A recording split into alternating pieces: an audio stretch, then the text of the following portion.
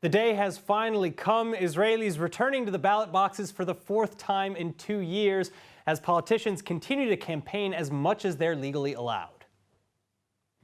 It's that time of year again. Some 6.5 million eligible voters pouring into 13,685 polling stations across the country in Israel's fourth parliamentary elections in under 2 years' time.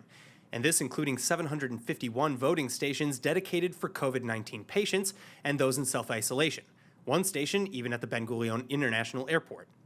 But as with the previous votes, this election again largely seen as a referendum on Prime Minister Benjamin Netanyahu, with his critics, including left-wing voters and right-wing defectors, condemning the premier as a criminal.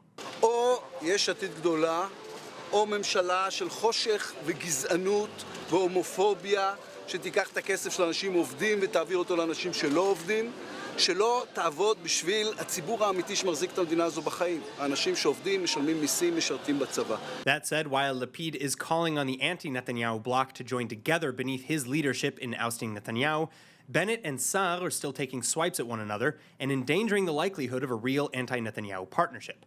Sa'ar, for one, blasting Bennett for failing in his leadership and in standing up to pressure, after Bennett's vowing not to sit in a coalition where Yair Lapid is prime minister.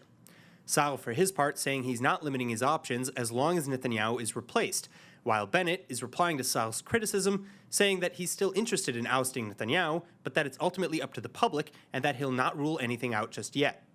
Meanwhile, right-wing voters are essentially hailing Netanyahu as a hero, especially in the wake of the pandemic and with none playing the pandemic card as well as the prime minister himself. מי ימשיך להביא מיליוני חיסונים? אנחנו מדינה של חיסונים. יש לנו חיסונים לכל אזרח, לכולם. תעלו תעמו. תעלו תעמו. חיסונים לכולם, לכו להתחסן. מיליוני החיסונים שהבאנו. יש חיסון לכל אזרח, לכל אזרחית. החיסונים גם יגיעו אליכם הביתה. אנחנו היחידים שיכולים להצליח, כי הבאתי מיליוני חיסונים. ואני אומר לכל מי שלא יתחסן עכשיו, כל מי שלא יתחסן, תלכו להתחסן. Not everyone is convinced, though, leaving predictions just as up in the air as they've ever been. Very happy with what he's done. I myself got vaccinated, but it didn't actually change my opinion. I'm still not going to vote for him. There's still enough reasons to vote for one of the opposing parties, but I can still be very, very happy with the vaccines that he brought to Israel.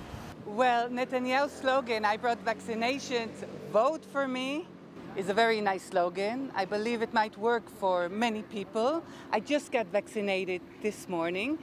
Thank you to all the people involved in bringing the vaccinations, but for Netanyahu, I will never vote. Nope.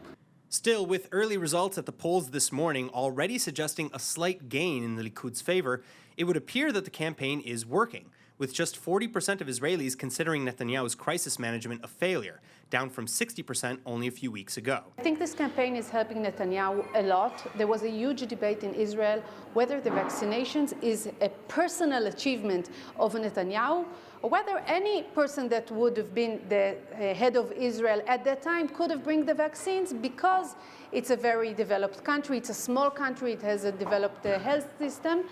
And just a few days ago, CEO of Pfizer said in a TV interview that Netanyahu was obsessive about the vaccines, and he counted on him to get the job done. And this was a turning point in Netanyahu's campaign, which is now claiming, I will also be obsessive about the economy and other things that are very important to the Israelis. אני שמח להיות איתכם כאן. אני מבקש מכם, אתם רוצים עוד בחירות? לא.